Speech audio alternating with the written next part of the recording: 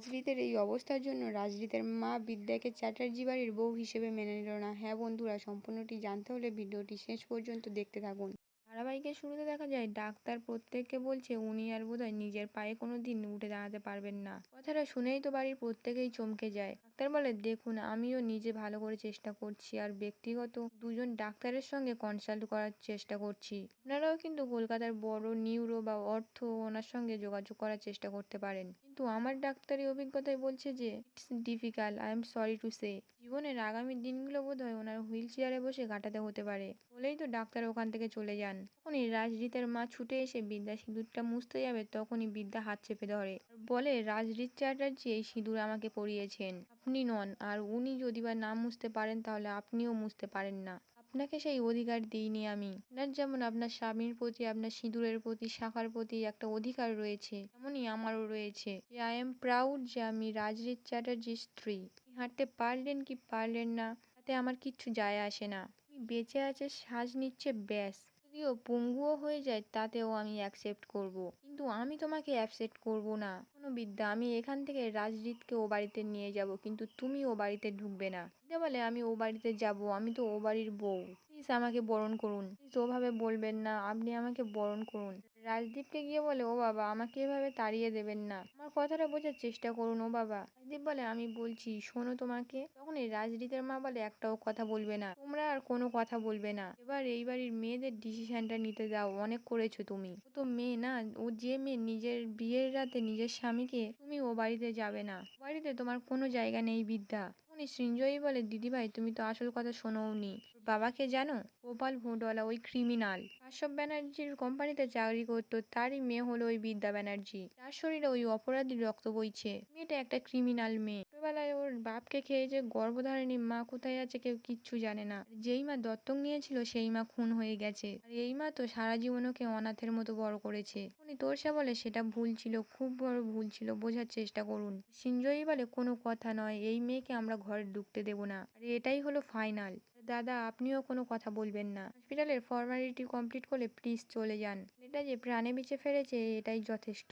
আর এই যে মিসেস তোরসা ব্যানার্জি, আপনি আপনার মেয়ের ব্যাপারে ভাবুন, এই মেয়ের ব্যাপারে নয়। আর আমাদের পারিবারিক ব্যাপারে আপনি একদম নাক গলাতে আসবেন না, বুঝেছেন? বিদ্যা তখন বলে, আমি এখান থেকে কোথাও যাব না, আমি এখানে বসে থাকবো। রাজরিত সুস্থ হয়ে বেরোবে আর আমাকে নিয়ে যাবে, কারণ আমি ওই বাড়ির বউ, আর ওই বাড়িতে গিয়েই আমার বরণ হবে। তখনই রাজদীপের মা বলে, আমি তোমাকে মানি না, আমি তোমার মেয়ের জায়গা দিয়েছিলাম, কিন্তু তুমি অভাগা, তোমার ও বাড়িতে কোনো জায়গা নেই। বিদ্যা বলে, আমি বাজি ধরলাম, আমি ও বাড়িতে যাব, আর ওই বাড়ির দরজায় আমার বরণ হবে। তখনই সৃঞ্জয়ী এসে বলে, ঘাড় ধাক্কা দিয়ে বের করে দেবো, সিকিউরিটি দিয়ে বের করে দেবো, কথাটা মাথায় রেখো। তখনই নার্স এসে বলে, আপনারা কেউ পেশেন্টকে দেখবেন? বিদ্যা উঠে বলে, হ্যাঁ আমি যাব। তখন রাজরিতার মা বলে, না আমি যাব। বলেই তো কেবিনের ভিতরে ঢুকে যায়। তারপর প্রত্যেকেই কেবিনের মধ্যে চলে যায়। আর রাজদীপ বিদ্যাকে বলে, মা আমাকে ক্ষমা করিস, আমি তো একজন মানুষ, তুই তোর নিজের ক্ষমতায় অধিকার অর্জন করে বাড়িতে ঢুকিস, আমার আশীর্বাদ রইল তোর ওপর। বলেই কেবিনের মধ্যে ঢুকে যায়। অপরদিকে দেখা যায় ফাগুন থানায় বসে একা একা বলছে, আমি তো রাজদীপকে মারতে চাইনি, আমি ওকে মারবো কেন, আমি তো ওকে ভালোবাসি, কেন মারবো, আমি ওকে মারতে চাইনি। আমি ঘেন্না করি ওই বিদ্যাকে, ও নাকি আমার দিদি, আমার ভালোবাসা কেড়ে নিয়েছে, ও নাকি আমার দিদি। আমি খুব ভালোবাসি রাজরিতকে, খুব ভালোবাসি। রাজরিতের যদি কিছু হয়ে যায় তাহলে আমি নিজেকে শেষ করে ফেলবো, নিজেকে।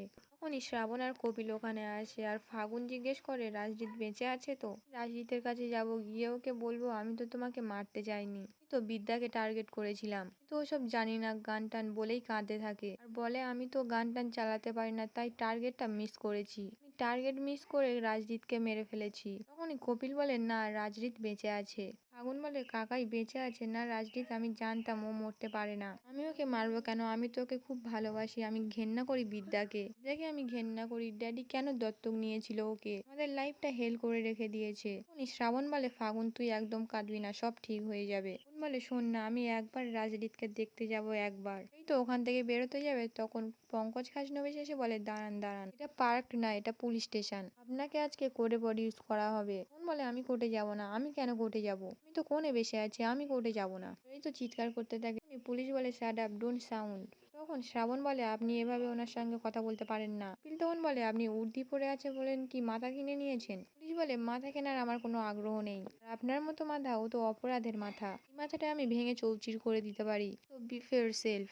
মেয়েটাকে আজকে কোর্টে প্রডিউস করা হবে। কপিল বলে কোনো লাভ নেই, একটা লোকও না কেউ সাক্ষী দেবে না যে ও গুলিটা চালিয়েছে। পঙ্কজ বলে সেটা তো আমরা বুঝে নেব। রিভলভারটা উদ্ধার হয়েছে, সেটা ফরেন্সে গেছে, ফিঙ্গারপ্রিন্ট পেয়ে যাবো।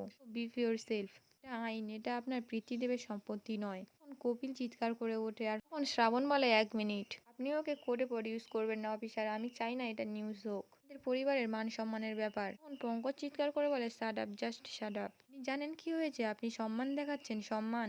ডাক্তার লিখে দিয়েছেন যে রাজদীপ চ্যাটার্জি আর কোনোদিনও নিজের পায়ে উঠে দাঁড়াতে পারবেন না, সারা জীবন হুইল চেয়ার অবলম্বন করতে হবে। মেয়েটা ছেলেটাকেও একেবারে অকেজো করে দিয়েছে, আর কয়েক ফুট ফুট উপরে যদি বা গুলিটা লাগতো তাহলে তাহলে তো ছেলেটা মরেই যেত। He should be punished. তখন ফাগুন বলে রাজদীপ আর হাঁটতে পারবে না, চলতে পারবে না বলেই তো হাসতে থাকে। ব্যাস, এবার আমি আমার কাছে এনে রেখে দেবো আমাদের বাড়িতে। তখন বলে ফাগুন শোন।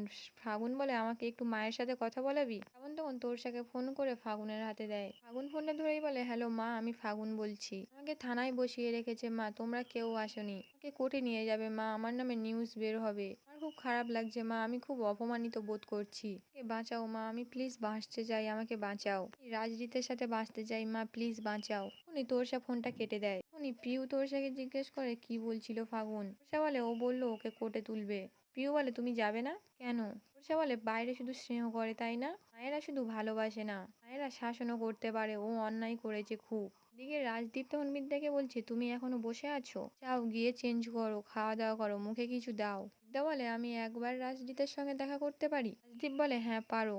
বিদ্যা বলে তুমি আমায় নিয়ে যাবে? বলে রাজদীপ বিদ্যাকে কেবিনের মধ্যে নিয়ে যায়। বিদ্যা রাজদীপের সামনে বসে বলে রাজদীপ আর কোনোদিন চলতে পারবে না, ওর একটা অবলম্বন দরকার, আর আমি সেই ওর অবলম্বন হতে চাই। রাজদীপ তখনই বলে হ্যাঁ তুমিই হবে ওর অবলম্বন, আমি তো ওর স্ত্রী, তুমিই ওর অবলম্বন হবে।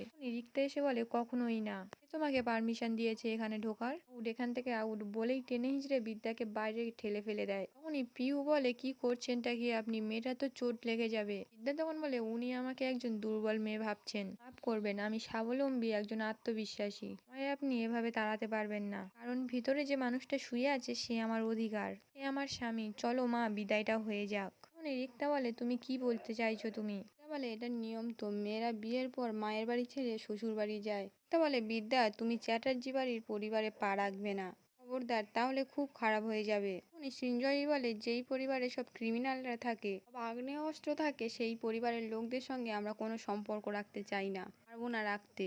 এই যে তোমাদের মতো মেয়েকে যখন আমাদের বাড়ির ছেলে সিঁদুর পরিয়েছে, সাথে সাথে চলন শক্তি হারিয়ে ফেলেছে, মেয়েটা ওই ছেলেটার জীবন নষ্ট করে দিয়েছে। আশা করি তুমি বুঝতে পারছো, তুমি আমাদের বাড়িতে ঢুকবে না, কুকুর ঢুকবে, ভিখারি ঢুকবে, কিন্তু বিদ্যা ব্যানার্জি ঢুকবে না। উনি রাজদীপ এসে চিৎকার করে বলে সৃঞ্জয়ী তুমি একজন মহিলা হয়ে আর একজন মহিলাকে কিভাবে ওরকম অপমান করছো। আজকের এপিসোডটি এখানেই শেষ হয়ে যায়। আপনাদের কেমন লাগছে সিরিয়ালটি বলবেন কমেন্টে।